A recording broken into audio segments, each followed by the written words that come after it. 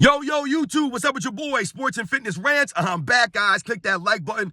Subscribe to my channel. What's up, y'all? Welcome back, guys. Welcome back. Got another great video for you guys today. As usual, you guys know the deal, man. You know what we're here to do. Put some respect on Michael Jordan, right? Stop the lies, right? All the narratives, right? They're trying to rewrite history on us.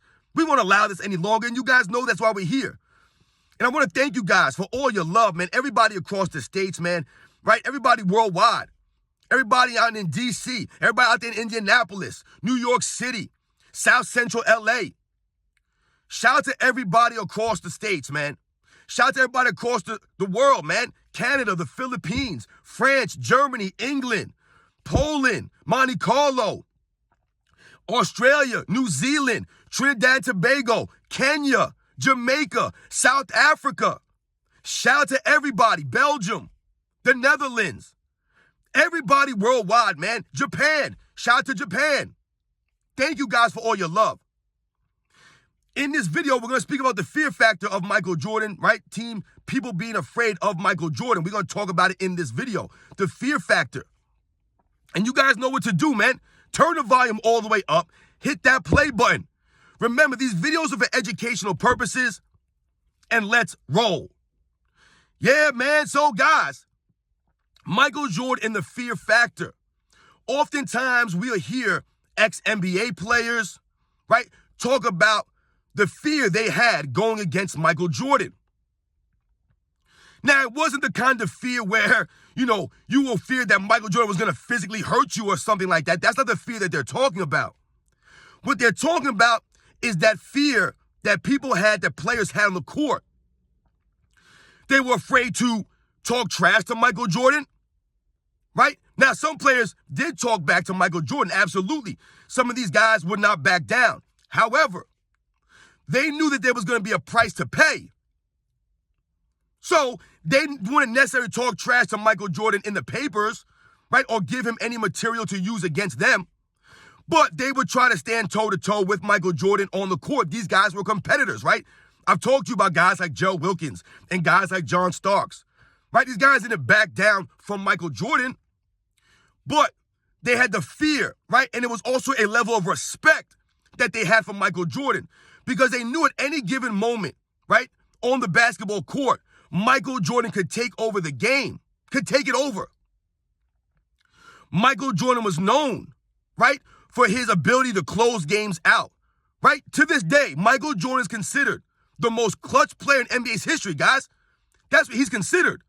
There are other players up there, absolutely. Guys like Bill Russell's a clutch time performer, right? Larry Bird, Kobe Bryant, Jerry West, right? These are guys that we consider clutch time performers. There are others in NBA's history. But Michael Jordan is considered the most clutch player in NBA's history. That's part of what people were afraid of.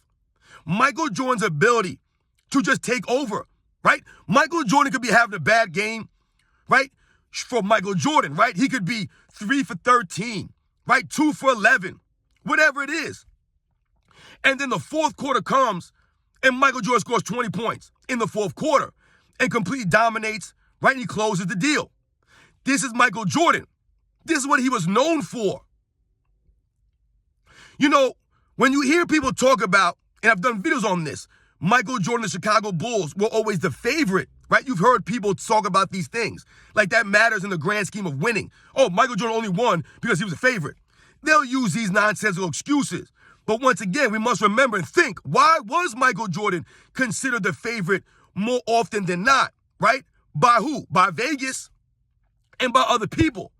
Well, quite simply, because of Michael Jordan's ability to close games, right? Like I just talked about. That's what Michael Jordan was known for doing, right? Michael Jordan was known for doing more with less, right? For raising his teammates up, right? Getting the most out of these guys. That's what Michael Jordan was known for. So, some place like a Vegas, right? These guys who make these odds up, right? And they say who's the favorite, who's not the favorite. They were not going to bet against Michael Jordan. I've talked to you guys about this in the past. They would not bet against Michael Jordan. And why is that? Because they understood Michael Jordan. They feared Michael Jordan too, Vegas. So they didn't want to bet against Michael Jordan. Because that's not a good way to go about your business. That's not a good way to make money, is to bet against Michael Jordan. So they would put Michael Jordan as the favorite sometimes, right? We know he was not always the favorite, but once again, who's saying he's the favorite, right? Is it the newspapers? Is it the broadcasters on TV? Or is it Vegas, right? Is it the preseason favorites? Is it the favorite going into the finals, right? We've talked about these things. But at the end of the day, that's what it was about for Michael Jordan, right? And people betting against him, they weren't going to do that because that wasn't a smart business move. Michael Jordan was known for being a clutch time performer, right? Close out games. This is what people are talking about or alluding to when they talk about the fear factor of Michael Jordan. It was the respect. They respected Michael Jordan so much that they feared him in certain aspects of the game.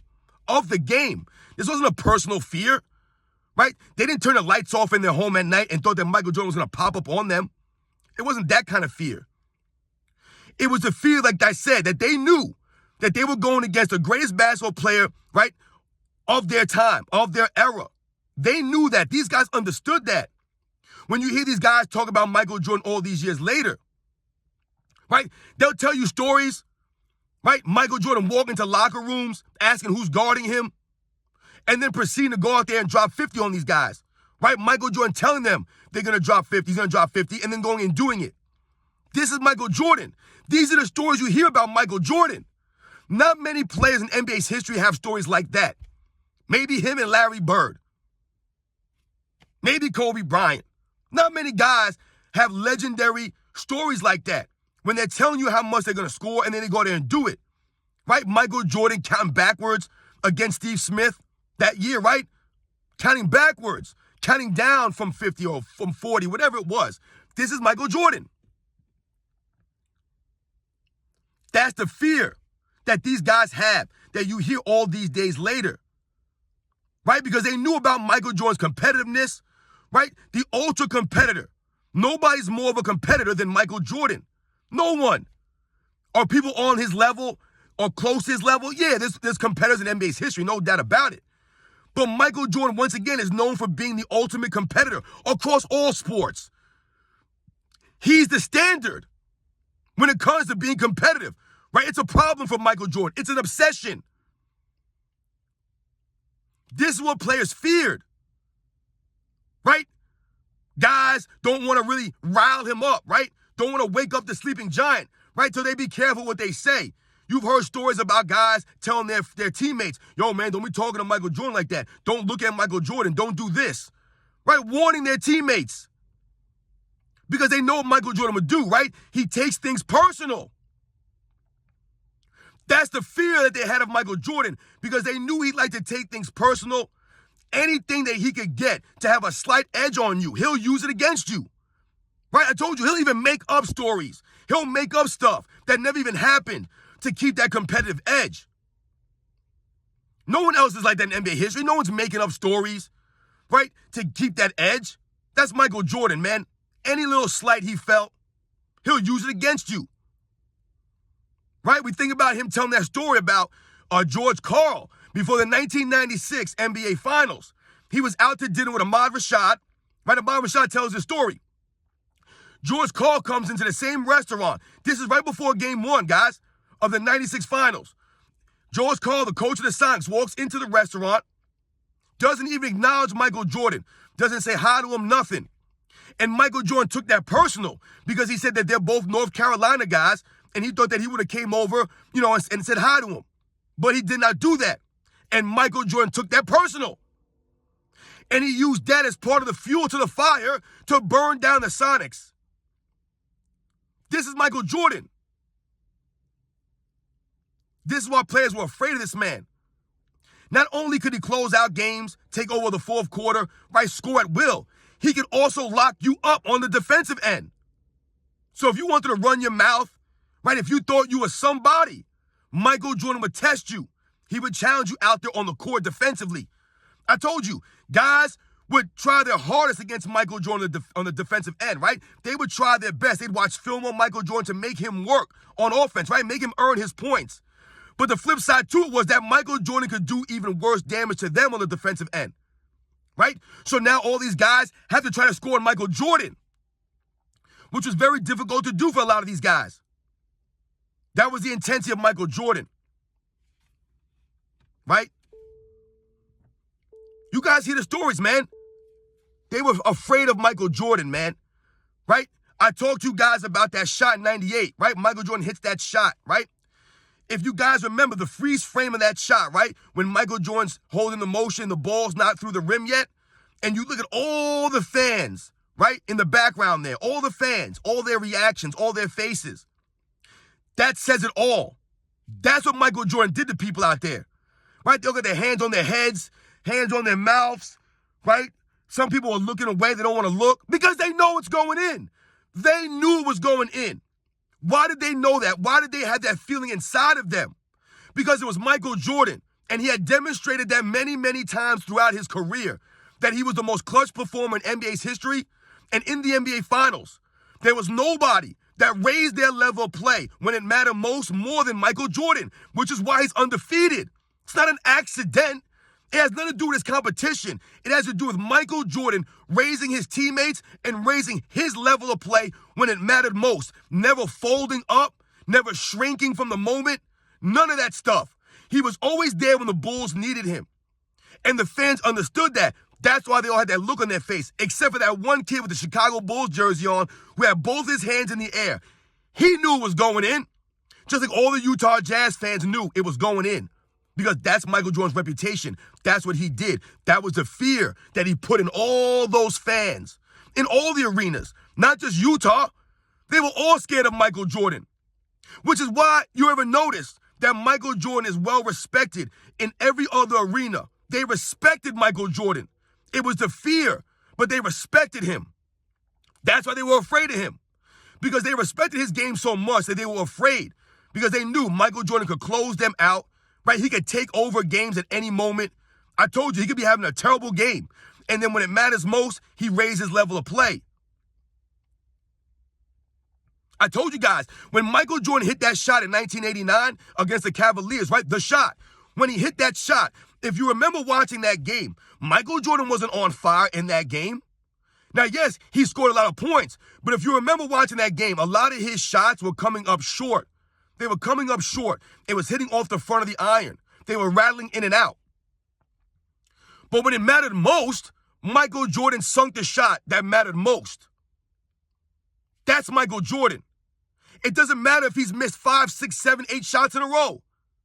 When it comes time for him to go and attempt a game-winning shot, I told you he's going to step into it with confidence because he knows he's prepared himself. He's ready for the moment. Whether he makes or misses irrelevant. He steps into it with the confidence that's going in. He was never afraid out there, but the other players, the other teams, the other coaches, the other fans, they were fearful of Michael Jordan. They were worried about Michael Jordan. How many times you heard announcers go, uh-oh, when Michael Jordan's playing? When Michael Jordan has the ball in his hands late in the games, uh-oh. We can't let Michael Jordan, uh-oh. We can't let Michael Jordan, uh-oh. That's what you always hear on these broadcasts, right? You'll hear people say, they got to send a double team to Michael Jordan. They got to send a double team. They should have double teamed. Everyone knows it. That's the fear of Michael Jordan. You hear the stories, guys. You hear the fear that they had of this man, right? Michael Jordan had that intense look on his face most of the time. He wasn't out there playing games. He wasn't out there lollygagging. He was out there to win. Out there to win. At all costs. At all costs. Players are not feared as much as Michael Jordan was. They're just not. There have been players that have been feared in NBA's history. Absolutely. Larry Bird was feared. Kobe Bryant was feared. I'm sure players were afraid of Bill Russell and Wilt Chamberlain. Kareem Abdul-Jabbar, right? Jerry West. There's been a lot of great players in NBA's history that make players and people fear them, but not to the level of Michael Jordan, because nobody could really take over a game like Michael Jordan did, because once again, Michael Jordan could take it over on both ends of the ball. On both ends of the ball, he could take over a game like he did in Game 6, 1998 Finals, guys, right? Close out on both ends. The greatest three-play sequence in NBA Finals history. You guys know the deal, man. Much respect to Michael Jordan. Shout out to Michael Jordan, man, in the fear factor. You guys know, man. They were terrified of this man. Terrified. Because they always knew that Michael Jordan was going to bring his A game, and they always knew At the end of the games, if it was close, Michael Jordan was going to win it. He was going to take it over. I'll catch you guys on the next one.